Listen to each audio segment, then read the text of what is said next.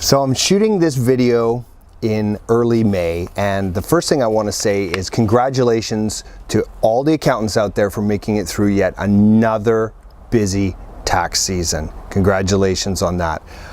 For myself, I remember this time of year, loving this time of year because I was able to go outside, spend it in the outdoors, and I didn't have to work crazy overtime hours. But at the same time, I hated it because it reminded me of how hard I'd been working, how many overtime hours I'd been grinding through, chasing clients for tax slips. I mean, it was a nightmare. At the same time, it was a dream. So it was like a love-hate thing that was going on. And so that got me thinking about, what other love-hate relationships do we have? I think there's just being an accountant is a love-hate relationship. I mean, I love being an accountant, but I hate the way accountants work. I mean, I loved the professionalism. I loved the fact that people needed us, but I hated the fact that they didn't value us as much as we really should have been valued, or that we were seen as compliance filers. And so that changed the way I went at my business, and I changed the business model around. One of the things one of the specific examples I want to bring up for you on this is the love-hate relationship I had with acquiring new clients. Like, I loved getting new clients. I remember doing that. It was exhilarating.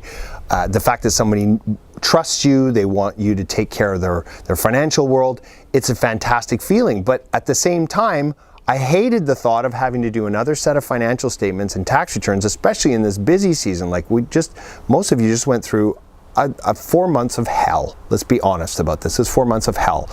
And the thought of getting a new client and adding to that hell is insane. So I realized that I was part of my problem. I was actually, even though I was going after this pleasure of closing people, it was causing me pain because I had more tax returns to do. So what I did is I started managing my inventory better, my client inventory. And what I did was brought in higher paying clients. And every time I brought in a higher paying client, I could get rid of 2 or 3 lower paying clients. So this is known as a forced churn. You can churn your inventory and manage it that way.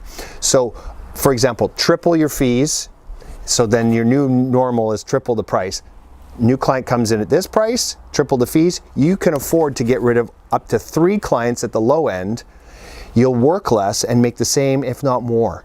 And so I realized that this was a smarter way of working. And no longer did I have to have a love-hate relationship with acquiring clients. I turned into loving being an accountant more than having this love-hate relationship happen all the time. So I'm really interested in hearing what you love and hate about being an accountant. Please scroll down, leave me a comment wherever you're watching this. I'd love to hear from you.